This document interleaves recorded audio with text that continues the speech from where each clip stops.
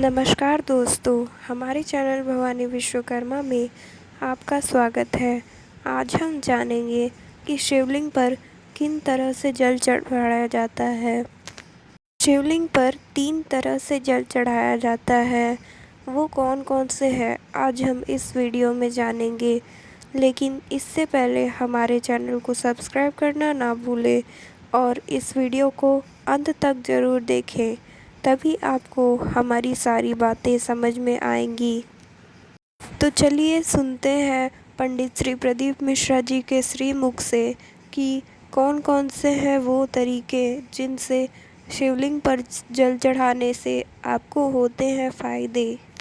दुख काट दो। और शंकर के मंदिर में जाकर कभी नहीं कहना पड़ेगा कि मेरा दुख काट दो। शिव के मंदिर में तो एक काम करो जो पुराने समय में माताएं करती थी, जो पुराने समय में पुरुष करते थे, जो पुराने समय में बुजुर्ग करते थे। अपने घर का एक लोटा पानी भरकर सुबह से माताएं निकलती थी, हाथ में एक छोटी सी डलिया, उसमें थोड़े से फूल बेलपत्र आदि पड़े रहते थे, एक हाथ में जल का पात्र रहता था और उसको लेकर माताएं शिव मंदिर में जाकर समर्पित करती थी। अर्थात क्या हुआ इससे?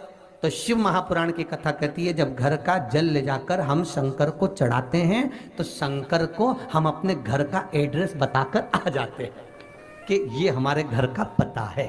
अब तुम शाम को जब निकलो भ्रमण करने के लिए, जब हमारे घर पर होते हुए चले जाना। अब कहने की जरूरत है क्या दुख कटेगा? अब भगवान को बोलना पड़ेगा कि दुख काटो? कुछ नहीं कहना, बस एड्रेस बताना। हमें भी भगवान के मंदिर में जाकर ये नहीं कहना कि तुम दुख काटो, हमें तो बस केवल एक लोटा जल लेकर जाना है और भगवान को समर्पित करना है, विनती करना है, निवेदन करना है और भगवान उसको स्वीकार कर लेगा। बस एक लोटा पानी। अब इतना सरल देव देखो कहीं मिलने वाला है क्या?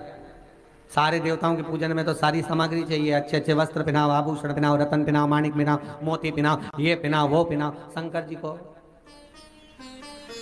एक लोटा पानी, हर हर महादेव 3 बार। शिव जी की कथा कितनी विचित्र। वो कहते हैं अगर पानी भी नहीं है चढ़ाने के लिए, तुम्हारे घर में मान लो जल भी नहीं है, बस 3 बार ताली बजा रहे, और वो भी नहीं कर सकते तो शिव मंदिर के दरवाजे पर जाकर बम बम बोले बोल दो। वो भी नहीं कर सकते तो मात्र शिखर का दर्शन कर लीजिए। शिखर दर्शनम सर्व पाप नाशनम। मात्र शिखर का दर्शन करो, उससे भी सर्व पापों का नाश हो जाता। जल चढ़ाने का भी एक तरीका है और शिव महापुराण की कथा कहती है कि जल जो भगवान शिव को चढ़ाया जाता है उस 3 तरह का जल शंकर को समर्पित होता है। बहुत ध्यान से सुनना आज की कथा। 3 तरह का जल शिव को समर्पित होता है और वो तीनों तरह के जल का अलग अलग भाव है महाराज। पहला जल सादा, घर से पानी लेकर गए, जल लेकर गए, शंकर को चढ़ाया, वो हमने घर का अपना एड्रेस बता दिया, भगवान शिव को जल चढ़ाकर अपने आनंद के लिए शंकर से कुछ प्राप्त कर लिया। दूसरा जल, जल के कलश में थोड़ा सा इत्र डालकर शंकर को जब समर्पित करते हैं तो महाराज घर में अगर कोई व्यक्ति बहुत रोगीला है, बहुत रोगीला, एक प्रैक्टिकल जरूर करना हो। कहीं सीवर वाला महाराज झूठ तो नहीं बोल रहा, इसलिए प्रैक्टिकल जरूर करो।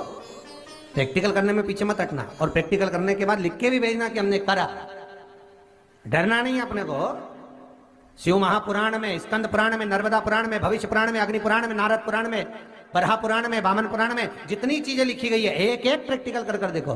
तो शिव महापुराण, स्कंद पुराण का ये भाव याद करिए कि एक लोटे पानी में इत्र मिलाकर, जल में इत्र मिलाकर, बहुत रोगीला व्यक्ति, बहुत बीमार व्यक्ति है, एक लोटा पानी उसका हाथ का स्पर्श कराकर शंकर को चढ़ाना प्रारंभ कर दीजिए। महाराज केवल 5 या 7 दिन चढ़ाओ और वो 7 दिन के बाद में उस बीमार व्यक्ति का क्रम देखिए कि उसमें कितना आराम लगा है। औषधि दवाई काम करना प्रारंभ करी कि ना करी। केवल